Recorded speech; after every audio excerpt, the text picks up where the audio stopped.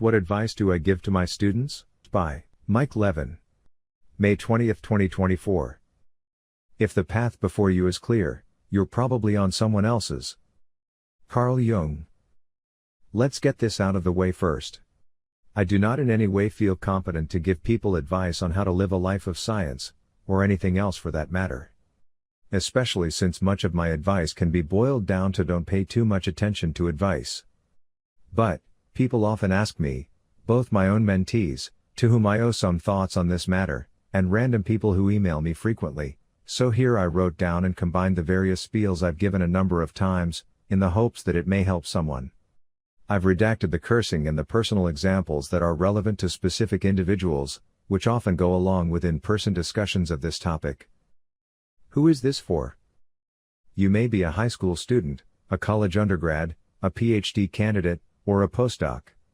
If you're doing fine, are comfortable with your education and environment, and are finding good matches with the people around you, definitely ignore all the below. If you have no lack of mentors with whom you can usefully share all your ideas, if people naturally see how you fit into what they know, you don't need this. If you have alternate paths planned out in case research doesn't work out, industry/biotech positions that already exist now, finance, policy jobs, etc., you also don't need this. This is mostly geared to the academic misfits among us. You know who you are, the phenotype is not hard to recognize. You have broad interests and you see commonalities and symmetries in the world that others don't appreciate, hypothesizing connections across scales and domains that seem outlandish. You ask questions that everyone thinks are weird. You have the drive and energy to bring interdisciplinary advances into practice for the good of mankind. You're not sure yet of the price of this path, but you're pretty sure you want to pay it. You have unusual ideas, and you have the grit to stand by them even when no one knows what you're talking about or why. But it's not enough to be in conflict with mainstream ideas. Being a disagreeable crank is easy. If you like arguing with everyone, you get a charge, be honest, out of being different and feeling misunderstood and victimized by the academic establishment. This is not for you. The people this is targeted to argue and cause frustration not because they like it, they learn to tolerate it because it's a necessary evil when pushing a novel research agenda or way of thinking. If you've got big ideas and haven't worked hard to figure out ways to know whether they are correct, not just how to prove them to everyone, but what would I need to see in order to give up this idea? Also ignore the below, it's not going to help.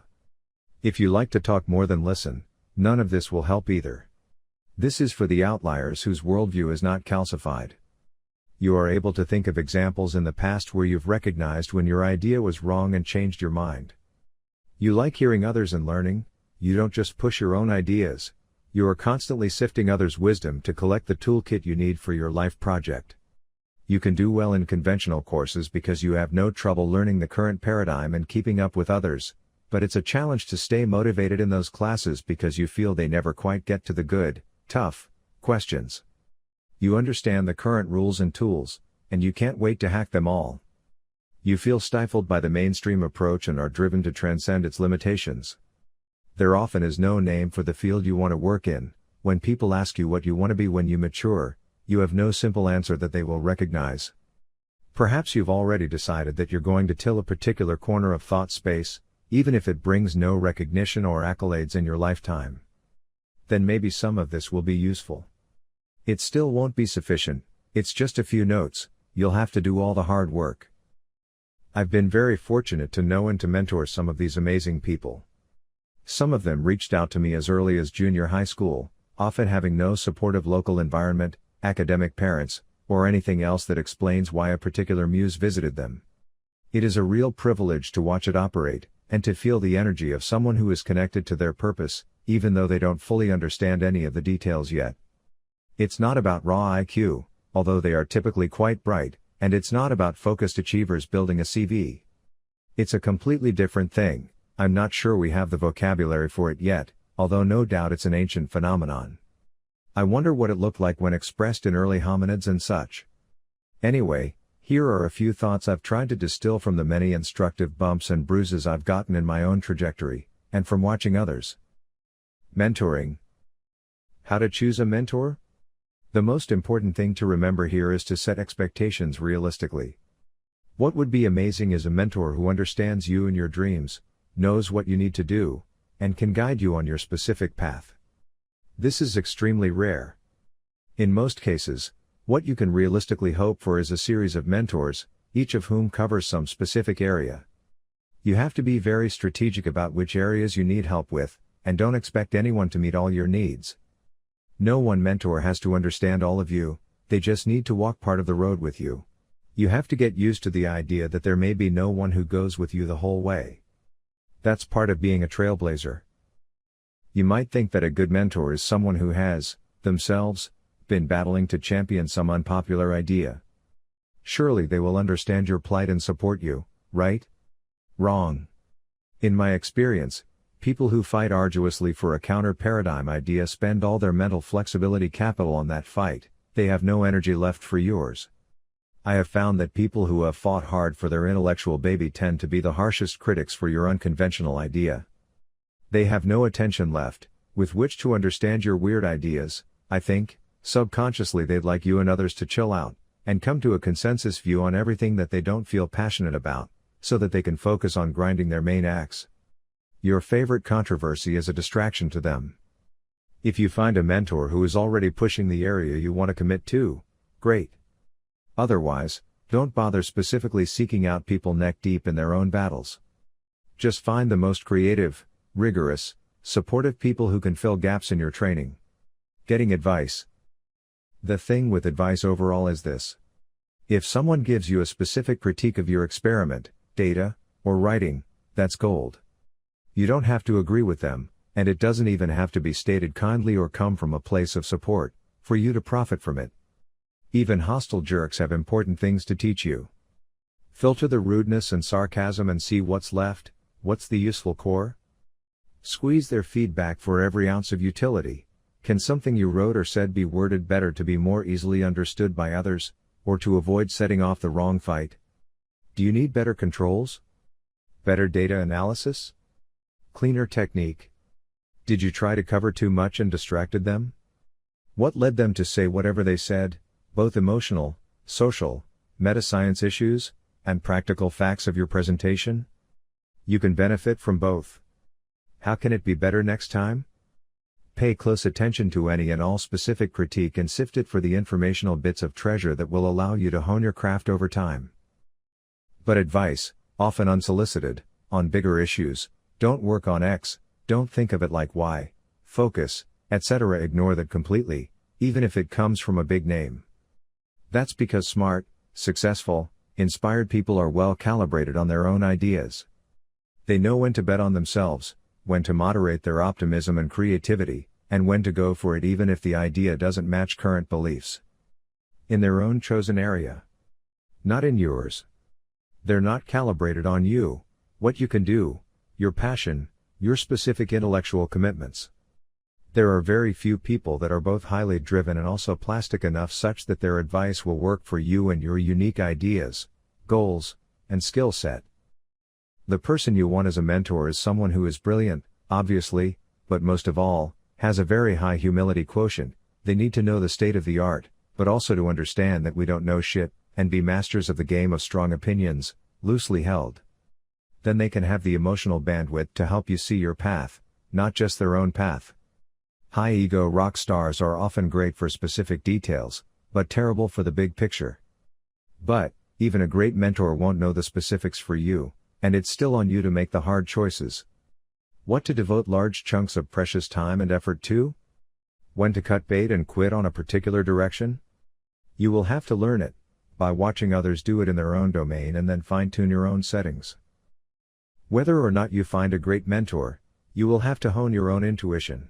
I can't prove it, or say anything about the neurobehavioral mechanisms of it, but my personal experience is that it's trainable, over time. You need to practice, with increasingly bigger bets and scale as you progress, listening to your intuition, doing the thing, and seeing how it works out, to get feedback that helps you distinguish noise from deep information and better recognize the actionable intelligence that occasionally makes itself known in your society of mind. Opinions come from many cognitive modules: fear, risk management, social relationships, pure logic, etc. You can learn to distinguish those from that very different source which gives the good, not easy, just good, information. A honed intuition is ultimately your best mentor for addressing the big questions. The big picture, know what is meaningful to you. Many undergraduate students ask me whether they should go to med school or grad school. Here's one way to start thinking about it. What do you want to be the time horizon for the rewards of your work? Do you want to see specific people reap life-changing benefits now? Then you should go the clinical route, go to medical school and help people who can benefit from your skill and compassion right now.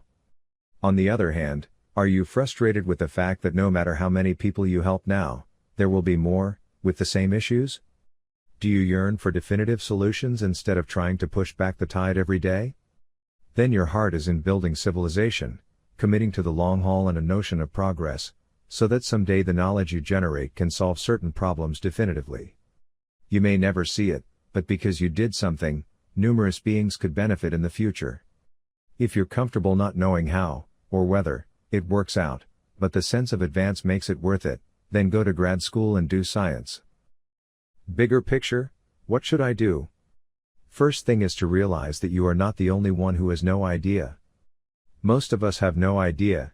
Having a meaningful life is hard even under the best of circumstances, and being an adult, or a lab head, means continuously making important decisions with very limited information.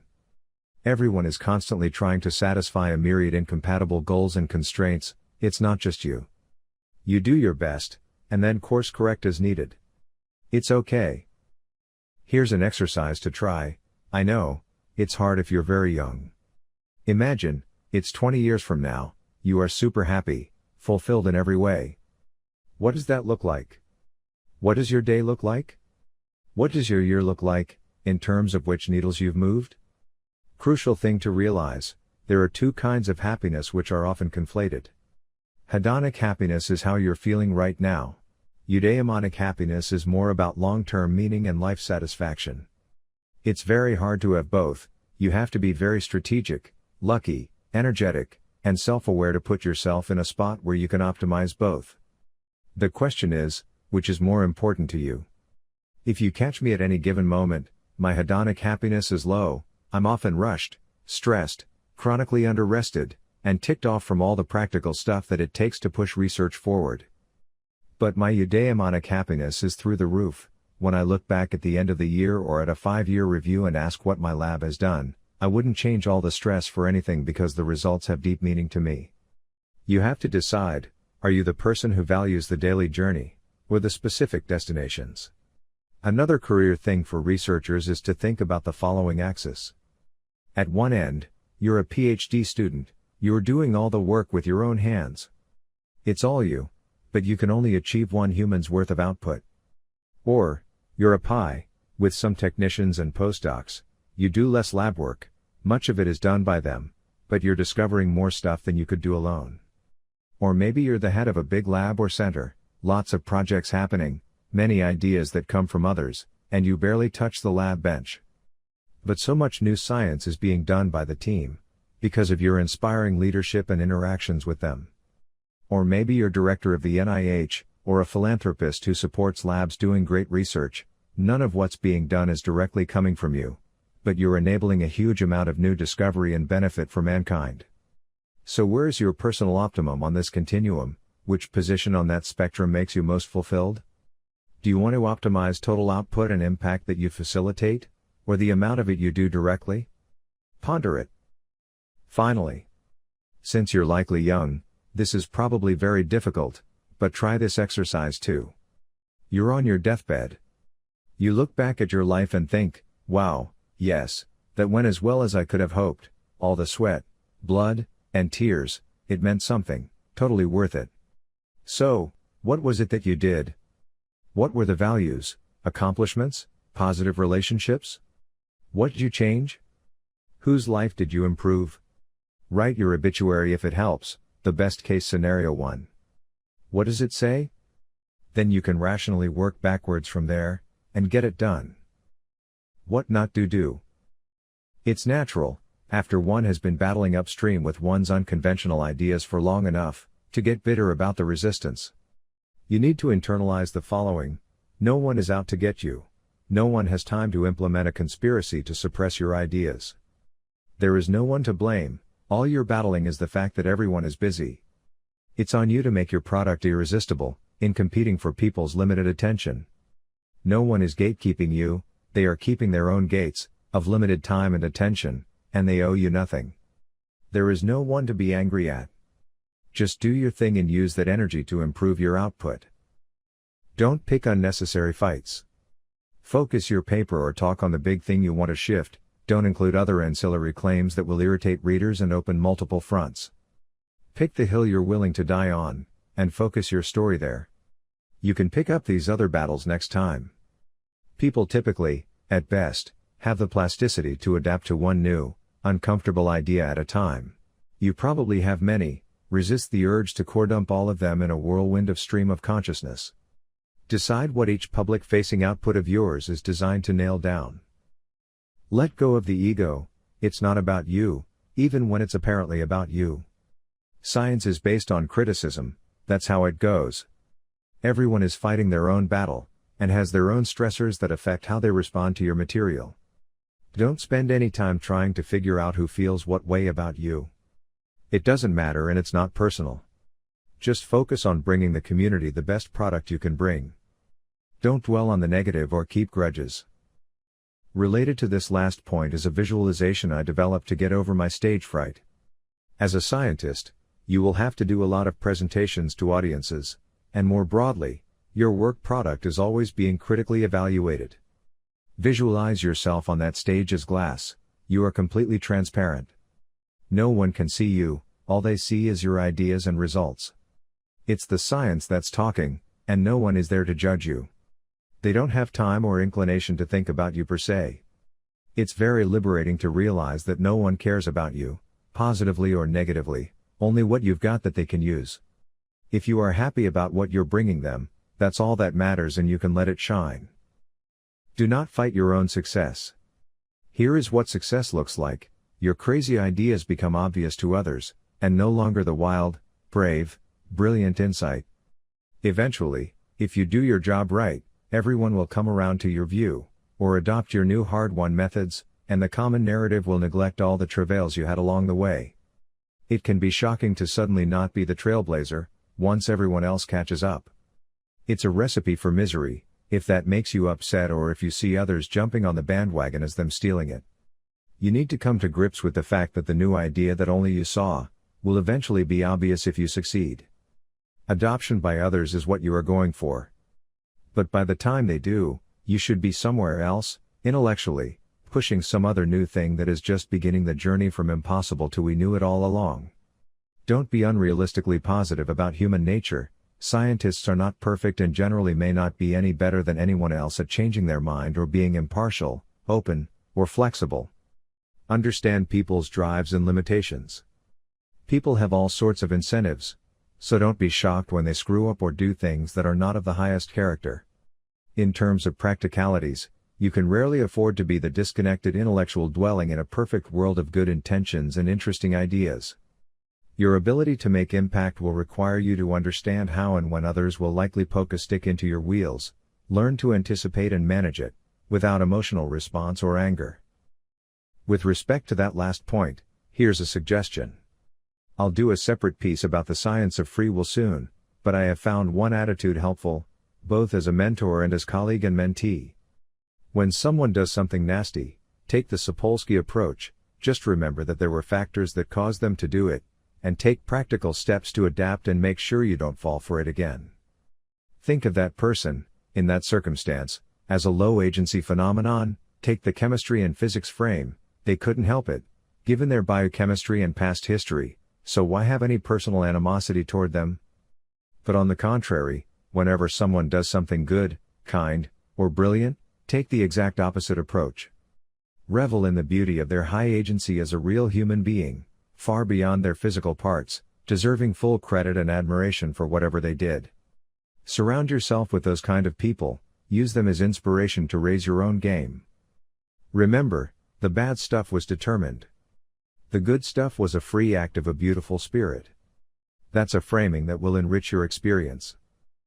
Imposter syndrome, don't fight it, it's normal, But understand it's not because you don't compare favorably to others' social masks, it's because you're comparing to your ideal and you can see what it can be. The best people are often the most self-critical because they can see the potential the furthest away from where they are now. Don't worry too much about impact. It's a universal acid, in Dennett's sense, because once you start asking yourself about impact of everything you do, it makes you second guess every decision about where to publish, whom to talk to, and what to work on. Since it's really hard to truly know the impact of anything, it undermines every project. If you think too much about how busy people are and how many good papers there are which no one has time to read, you can easily slide into a black hole where it feels like nothing is worth doing. That inhibits creativity. Find a good middle ground between working from the heart and being intentional about your theory of change, how you want the world to be different, due to your efforts. Don't say everything you think, everything you're interested in, or everything you plan to do. This is the most unpleasant advice I've had to give, to wide-eyed, optimistic early career scientists who are yearning to share their ideas with scientists, these remarkable mythical creatures who are supposed to be open-minded and creative and eager for new ideas that crash the old paradigms. Telling amazing, enthusiastic young people to tone it down for the benefit of their career feels awful to me. But the reality is, if you want to maximize your impact, you have to be smart and deal with the practicalities of human nature. When you go on interviews, chances are your wide vision and interest will be interpreted by others as naive, scattered, or misguided. When you meet someone in a gatekeeping position, you need to present a picture they will understand. A linear, simplified, conventional story is the way to go, unless they prove otherwise, by giving you actual evidence that they can support big ideas. You should be focused, have one big idea/interest to talk about, and demonstrate a grasp of the practical difficulties as well as the potential rewards.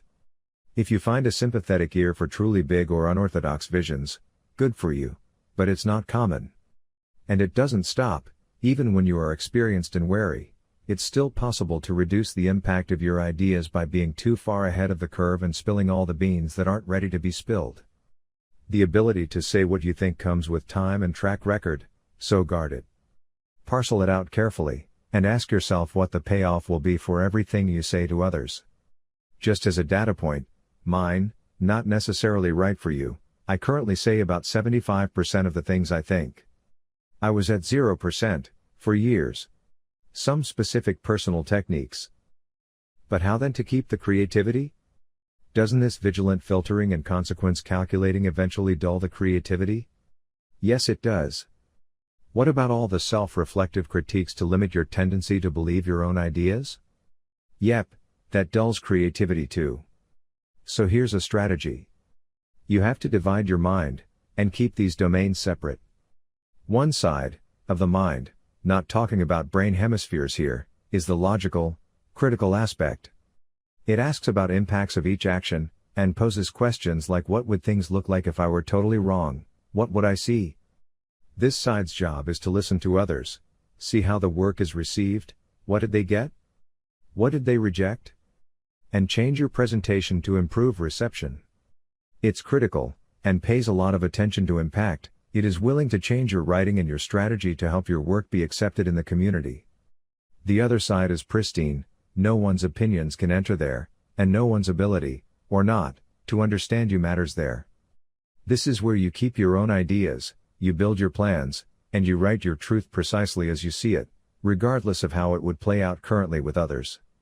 It's not that it can't change, or that every idea is right, but it doesn't change because of any desire to please anyone else. The point of keeping this little corner walled off is to preserve your intuition and keep it safe from the fads of the field and all the other mundane aspects of the scientific enterprise that trample new, beautiful ideas. It's not about impact here, or adapting it to anyone else. It's about connecting with your own best creative process and keeping it distinct from the third-person perspective of how are others going to see this. If anyone has a name for this, put it into the comments. I'm not sure what to call it, but it's really important to set up and protect. Read broadly. Things that are obvious in one field are considered heresy in another. Learn to think like people in other fields by reading their best works, and you will have new perspectives on yours. Always ask the questions non-experts ask, which often point to deep gaps in your field that students don't notice because they've been inoculated against seeing them. Always ask how do you know and what would it look like, if it wasn't that way, about the big fundamental ideas in any field, the ones you're not allowed to doubt. Take a computer languages class, not one for industry coders, but one taught by a classic computer scientist who wants to show off very different ways to describe computation. Not because you need to code in these languages. The beauty of a class that covers a number of different languages in one semester gets you used to really quickly adopting a completely different worldview and getting things done in a universe where the assumptions and affordances are totally different. We teach a lot of strong inference, posing crisp experiments to decide between rival explanations, and focus on ruling out hypotheses, the falsification theory of science. It's an important skill for sure. But where do the imaginative, disruptive hypotheses come from? There is no algorithmic process, like the scientific method where you can turn the crank and make progress. The part in that poster of the scientific method we all saw in high school where it says formulate a hypothesis, it might as well be and then a miracle happens, because no one teaches how to do it. Some of it comes from experience and from immersing yourself in the subject. But there are books on creativity, and autobiographies of specific scientists which can inspire. Have a cadre of heroes in mind and ask yourself how they got the hypotheses they did, what might have enabled them to do it? One component to building your own intuition, for having good new ideas, is to show your mind that you're listening. Again, I have no idea why this works, how generally it works across individuals, or what the mechanism is. All I know is what my experience is and what I've suggested to some others for whom it's worked. The key is that when you get an idea, while jogging, driving, or any other activity, do not let it go and don't try to just remember it. Write it down somewhere, paper notebook or Evernote software or DevonThink or similar, and go over it later. The key is to get it out of your head, but into a form that preserves it. I've noticed that the more you do this, the more the ideas will come.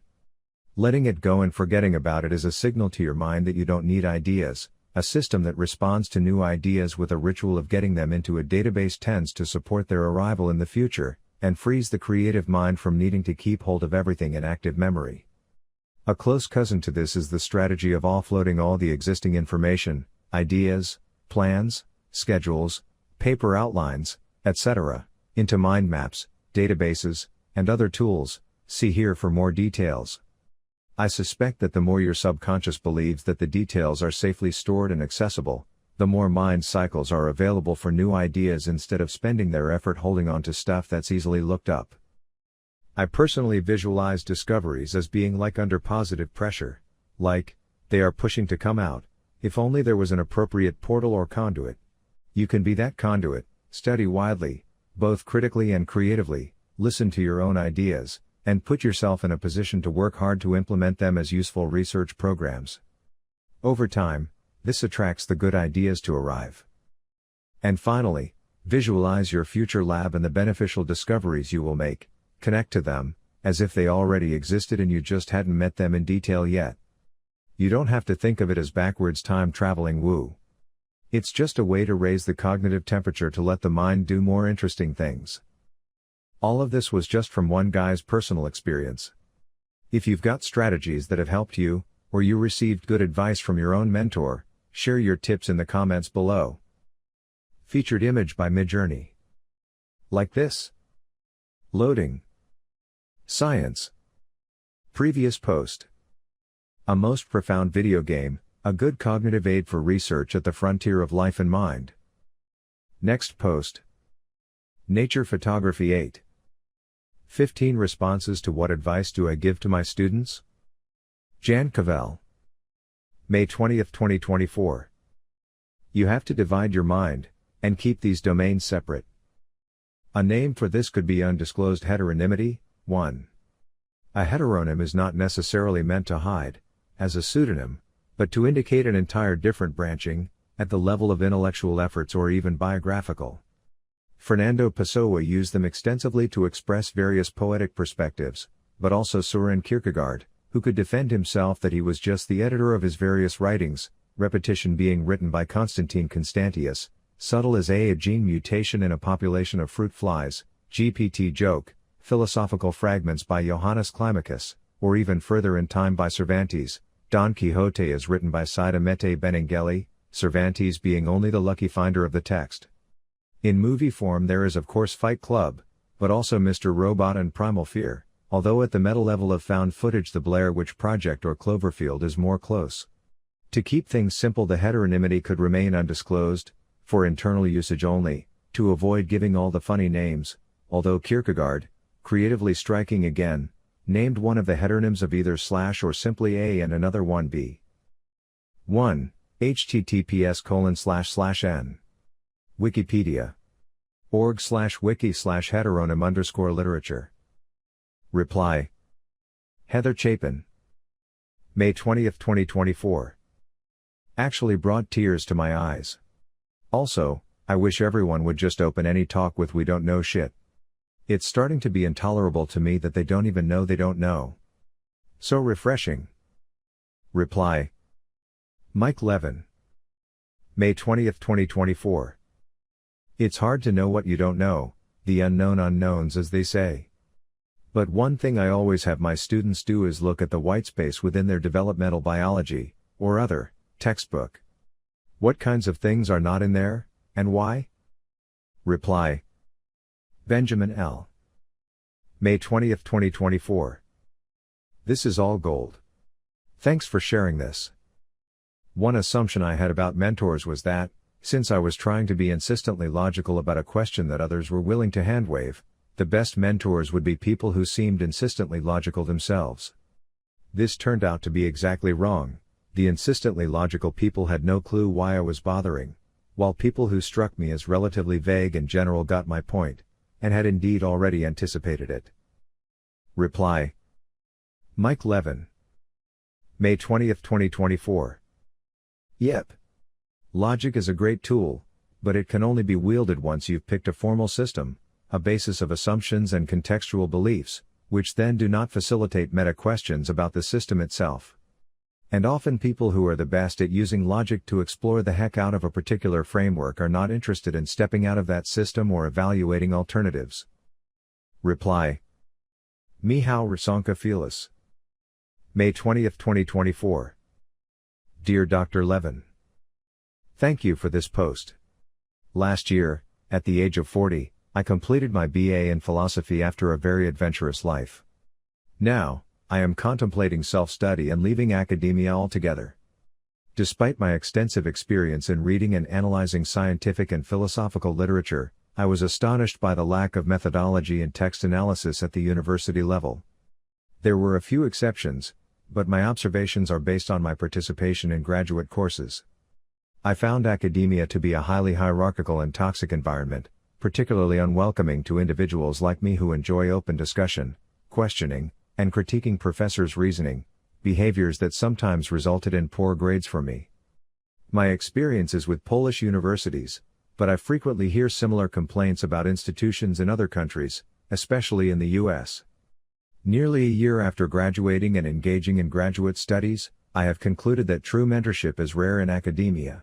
It often feels like a "you're with us or against us" scenario, with many complex and toxic relationships that stifle intellectual freedom. Reply. Jesse Parent.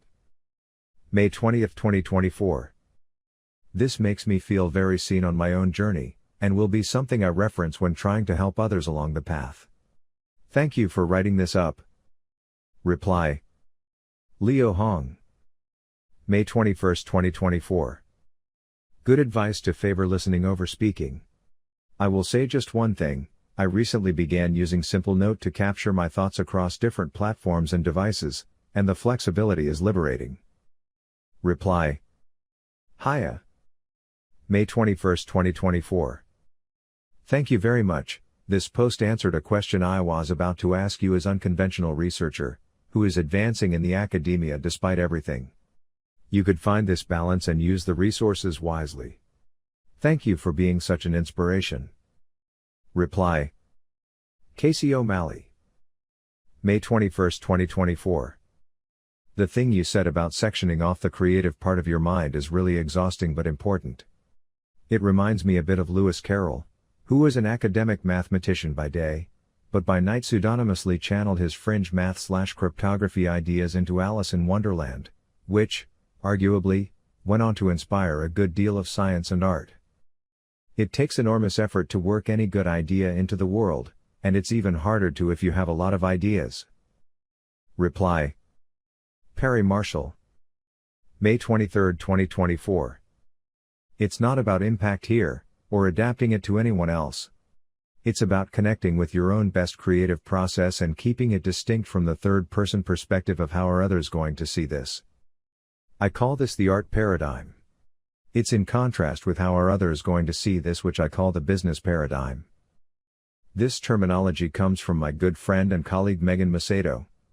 She frames this for business people and marketers, but it fully applies to scientists as well.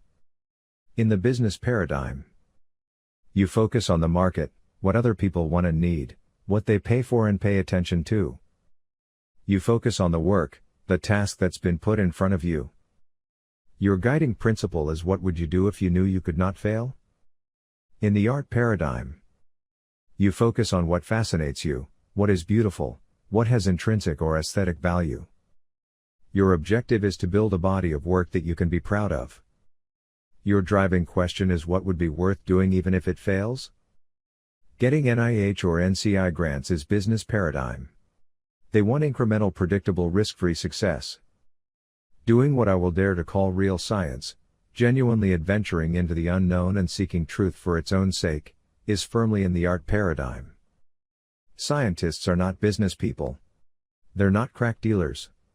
They are artists, meaning that they do what they do in pursuit of truth, meaning, beauty and passion. Starry-eyed idealists and aspiring scientists think that getting a science job in a university is a ticket to pursue truth, meaning, beauty and passion. But in reality, a university is just a big business. In saying this, I'm not putting down business. I'm a business consultant and serial entrepreneur, and I truly love business. I'm simply saying that even in business there is a genuine tension between hitting your numbers, meeting payroll, shipping product, satisfying the investors versus doing meaningful work that you are deeply invested in and personally proud of. This blog post is about navigating the space between those two extremes and the reality that you have to check both boxes to have a satisfying career. It's a masterpiece. Excellent post, Mike. Reply. Benjamin Anderson, May 24, 2024. What you refer to as the walled-off creative area where beautiful and novel ideas can flourish reminds me of active imagination. Active imagination does not put terminology to this area in particular, but to the process of cultivating that garden. It comes from Jung's work. This idea garden is what he'd call the collective unconscious, and active imagination is the process of creating a bridge from the collective unconscious to the conscious mind.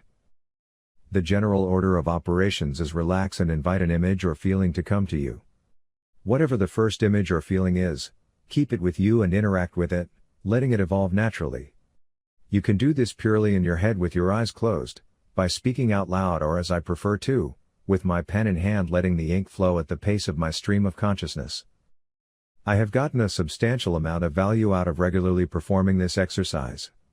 Every time I sit down to imagine and write, I feel more at peace and more certain about the decisions I am making. It is a useful thing to do when at an impasse in life or if struggling with the weight of a stressful situation you cannot control. Reply. On the scaffolding required to construct a novel vantage point, and the further challenge of transmitting and translating communications from seeming non-diegetic, exogenous spaces, Jess Parent, Scholar and Strategy. August 22, 2024.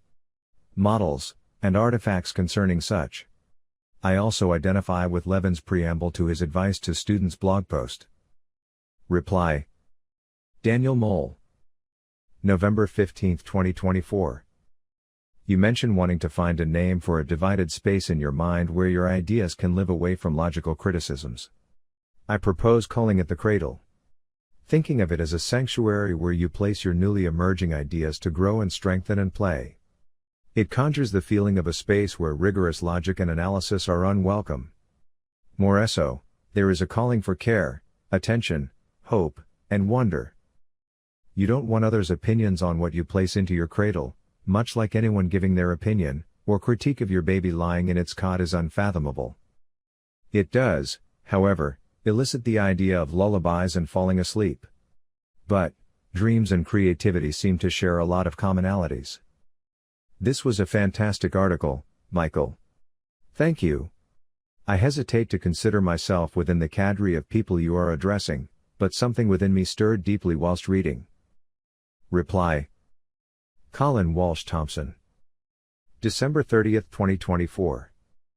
I like multidisciplinary approaches as well, and deeply enjoyed this. I have not told anyone the realities of my experience as I came up with similar strategies of compartmentalization as you mention. I have my own ideas that align in some ways with yours, and hope to get into the biomedical program at Tufts next fall as I graduated last spring with a degree in cognitive science where I referenced your work on cognitive light cones in a paper that is too disorganized so I didn't try to publish it. I would call the managing others and fitting in with their preconceived notions the collective spectacle of the self, as it is how you translate your thoughts into a language of meaning that is perceivable to them. Even if I don't get in, I wanted to let you know that I appreciate what you do. I long ago realized what sort of change I wanted to bring to the world, but I definitely got lost in impact after some things I did had unintended consequences. Hope you reach saying 100% of what you believe one day, and I'm alive to hear what that sounds like. Reply. Leave a reply. Your email address will not be published. Required fields are marked. Comment. Name. Email. Website. Save my name, email, and website in this browser for the next time I comment. Notify me of follow-up comments by email. Notify me of new posts by email. Proudly powered by WordPress, privacy, copyright Dr. Michael Levin 2025. Twitter. YouTube. Link copied from ThoughtForms. Life.